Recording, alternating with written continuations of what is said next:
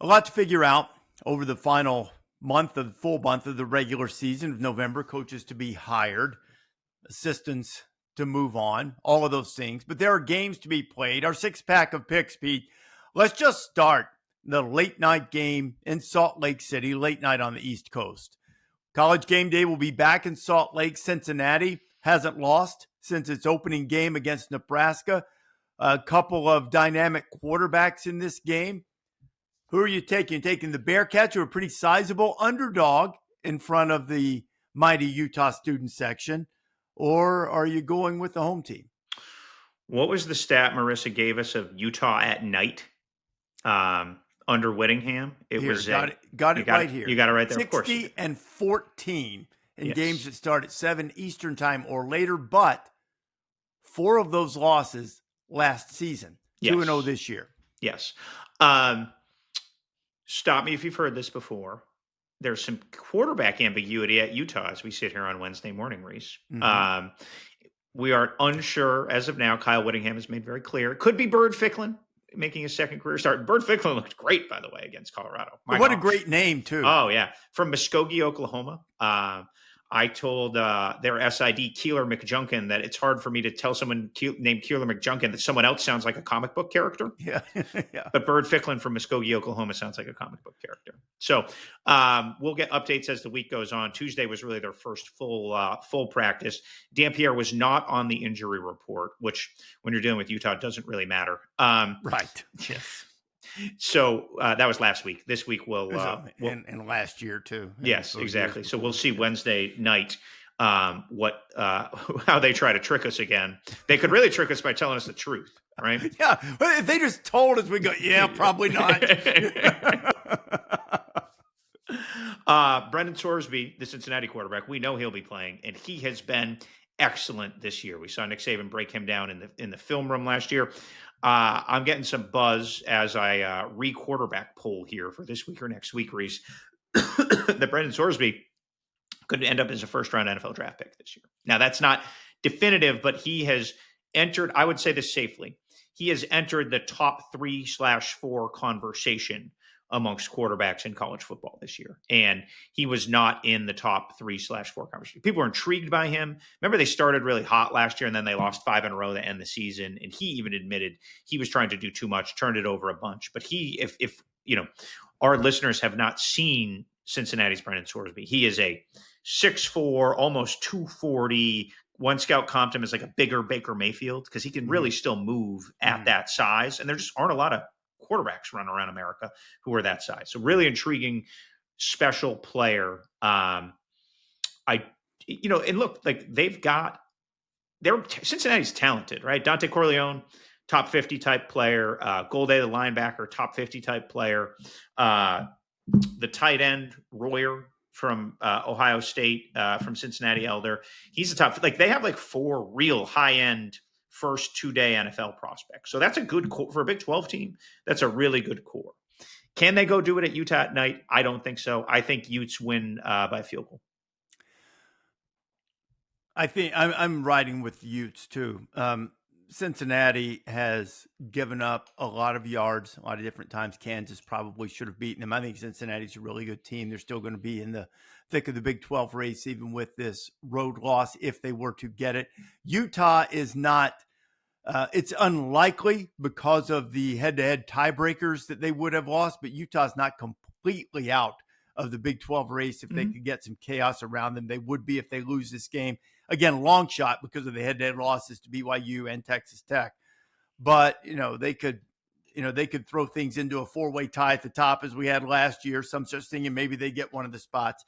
I think sort of a desperation game in terms of that. I think the atmosphere will be strong. I think both teams will run the ball effectively. I'll go with Utah as well. I think they'll pull it out at home. Vanderbilt and Texas, that's the noon game on ABC. Now, we always talk about how difficult it is to win on the road. That not that it was easy, but it was certainly done in the SEC last week. Vanderbilt was the only home team to win at home last week. Road warriors in the SEC everywhere else. Now Vandy gets to turn it around, waiting to see if Arch Manning clears what is apparently concussion protocol to play. He gave a valiant effort against Mississippi State. They had the big punt return to get them back in the game. They were able to pull that game out on the road, and now they too look. It's still for Texas. Texas has not passed the eye test, but they still have just one conference loss. The other one to Ohio State is not damaging their chances of getting into the SEC championship game. So there's a lot to play for tangibly for the Longhorns, and so too for Vanderbilt. Pavia's show on the road. There couldn't be more of a dichotomy in quarterbacks and their paths than, assuming Arch Manning plays, in Arch Manning and Diego Pavia in terms of how they've arrived at this moment in this big November stage. Who do you like? Texas a slight favorite at last check. Yeah, it will be interesting to see as Arch goes through concussion protocol here, as we talked about this on Wednesday, if we end up seeing Matthew Caldwell, the Troy transfer. He had another cameo late in a game where he came in and zipped a pass. Do you remember this, Rece? Yeah, Florida. Thank you. Yeah, it was Florida. And he looked great. Like, again, the very limited times we've seen him in high leverage situations, he has looked great. A fascinating philosophical question as we move on here. Again, Texas only has 2 losses. Arch has shown some improvement. Just from the macro, is Arch Manning the quarterback at Texas next year? Like, I think that's a fascinating philosophical question as we sit here, because it's certainly not a no-brainer answer that it's yes at this point. Would you agree with that? No, I think he's definitely the quarterback there next year. Really? I mean, you may have intel that I don't have. I don't. I just think, on my eyes. Because I think a lot, not all, he has not played to the level that many, including me, thought that he would or could. I don't think, and Sark has said they've probably asked some things that they weren't ready around him to do. They've got to get better up front. He has had very little help around him. And so I think he definitely is, and I think they'll get better up front. And I think next year will be a much more productive year. There's still a month to go. I mean, and there's no rule against improving, Pete. That's true. Offensive line can improve even now. They need to desperately. Those running backs need to get healthier and better. Yeah, it's just the pieces haven't fit for Texas this year. There's just no other way to say it. So I'm going to take Pavia on the road. Let's go. Like, why not? At this point, I've picked against him too much, and I think old Diego can go and roll there. I think the game will be very much like the Missouri game. Mm-hmm. I think it'll be low scoring. Do you make the clutch plays? Yeah. One of the compelling things last week that I love about Vanderbilt, they made the play when it mattered. They only stopped Missouri one time on 4th down attempts. Missouri was 4 out of 5. But they stopped the one they had to stop on the goal line. It was unfortunately the play that Purbuell also got hurt. Sure.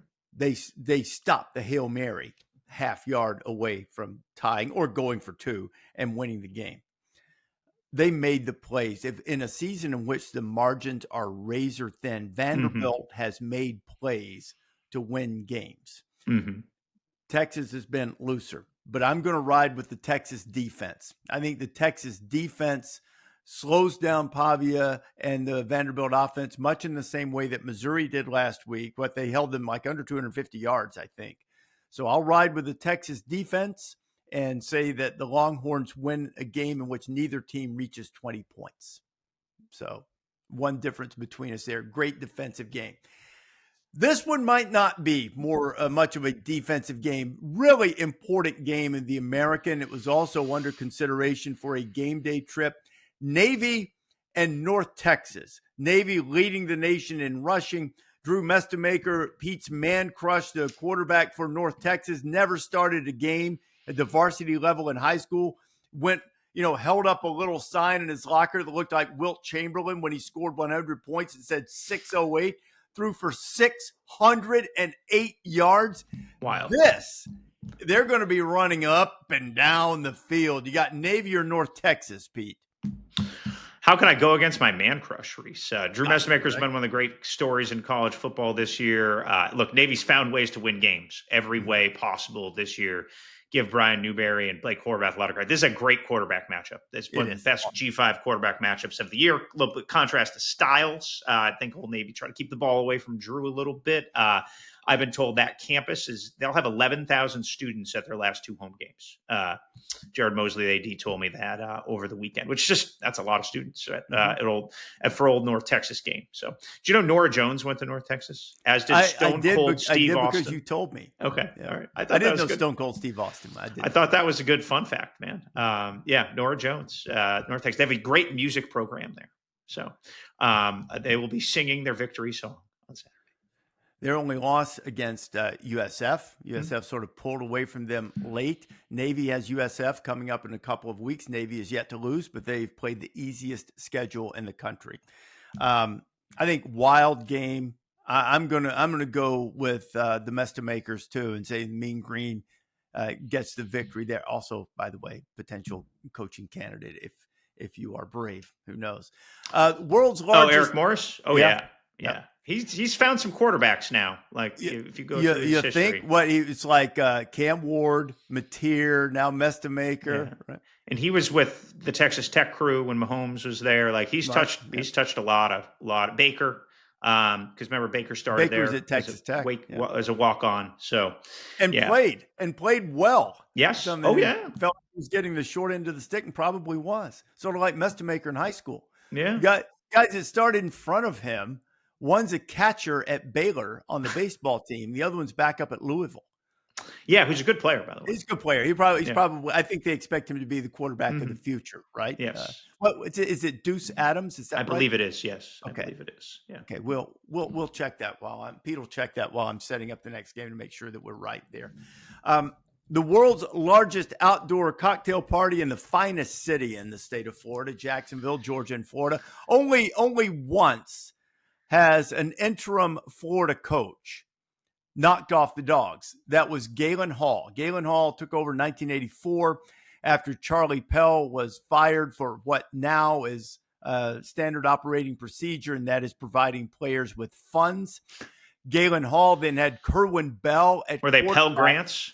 Yeah, that's right. And backed up inside their own 5. They already had a lead on the Dogs. Kerwin Bell at quarterback, Ricky Natillo, who was a standout NFL receiver, a long time from the Broncos, hit him for a 96-yard touchdown pass and took down the Dogs. The only time an interim Florida coach has done that.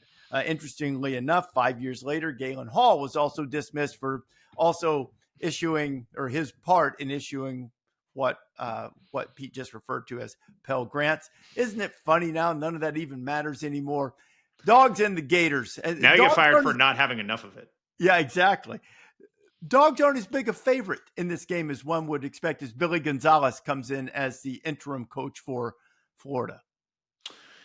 Yeah, it'll be interesting. I've heard some rumblings out of Gainesville this week of some more wide open offense, a little bit more aggressive play calling. You know, a lot of your new coach, talk, right? As what are they going to do? Hire me, right? Yeah. Well, and also when you replace Billy Napier, what are you going to do? Like run the offense slower and more conservative, right? Yeah. So it'll be interesting to see if the Gators can catch a little momentum, because as we have said about this Georgia team all year, they are gritty and they are good and they have great culture and they figure out a way to win games, but they are not infallible, right? Like this is not what Georgia was 5 years ago. College football does not let us have those teams anymore. So I think Georgia wins. I think Florida covers. I think we get a good old fashioned slobber knocker at the cocktail party.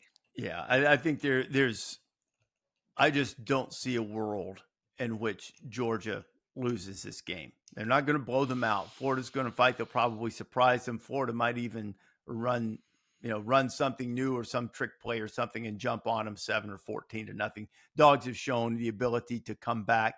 Slow starts is something they've tried to overcome. Had come back against Ole Miss, had come back to win against Tennessee, came back and came up just short against Alabama. They won't, if they do fall behind, they won't come up short this time. Dogs win that game. One of the 3 ranked versus ranked games, Oklahoma and Tennessee. Now, last year we made a big deal about Josh Heupel going back to Oklahoma, the former Sooner quarterback, now, of course, head coach of the Vols. Now, Brent Venables made a move on offense, and I guess Seth Luttrell is now on staff in some capacity at Tennessee. So, you got Oklahoma, Tennessee, which is not what you would call a traditional rivalry, but there are always these nifty little subplots here. And now you've got a couple of ranked teams, both with 2 losses, both knowing that a third will virtually eliminate them, if not absolutely eliminate them from consideration for an at-large spot in the playoff.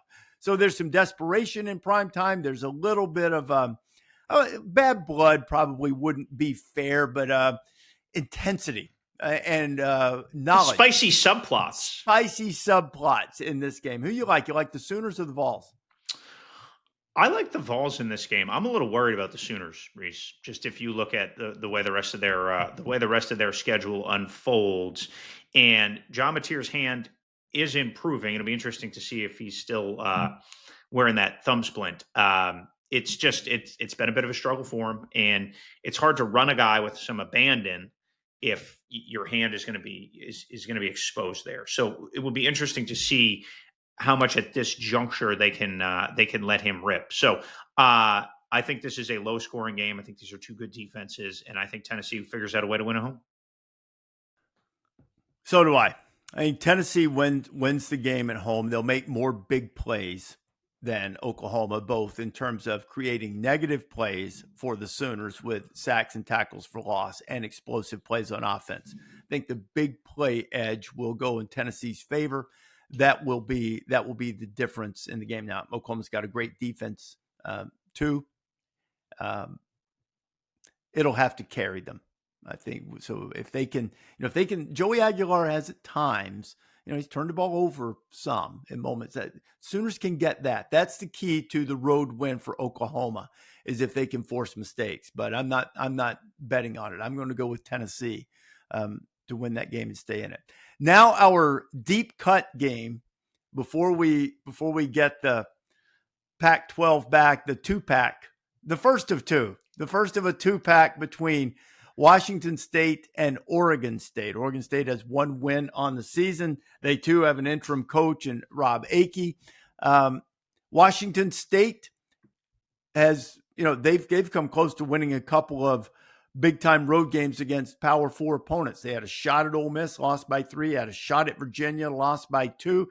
These 2 are going to play again later this season. Who do you like? You like Wazoo, or does Beeve rise up and get a victory? Yeah, I love the duet here that we will get with these 2 schools, and I'm actually really curious to see how this Pac-12 shakes out next year when you get your fuller menu of schools. I think it's gonna be really interesting to see where it tiers up with everything. Colorado State's chatting a lot like they're going to spend big. San Diego State's been a little bit lost in this shuffle until this season, when they've really done a good job under Sean Lewis to reestablish themselves on the West Coast. I will take the Coug. The Beeve just hasn't found a groove this year. Our old friend Malik Murphy just hasn't quite fit there like it did for DJ Uiagalelei when he went from the ACC there. Yeah, Oregon State's had a couple of close games. I mean, Houston has lost 1 game this year, and there is no reason in the world that Oregon State should have let that game get away. They ended up losing by 3. They lost a tight one at Appalachian State. Wake Forest blew them out. Their only win is against Lafayette. The hilarious thing is when you look on the schedule and it gives overall record and conference record, there's a drop-down menu on ESPN.com for the Pac-12. And of course, this year they're the only 2 teams in it. And it says Washington State 4-4, 0-0. Oregon State 1-7, 0-0. So this is like a new season, for Beeve. So I'm going to go Washington State. Did they play for a trophy? They should. They should actually make a Pac-12 trophy. They should play, if they split, they should play a 3rd time in championship game. Like a Ghost of Kliavkov trophy?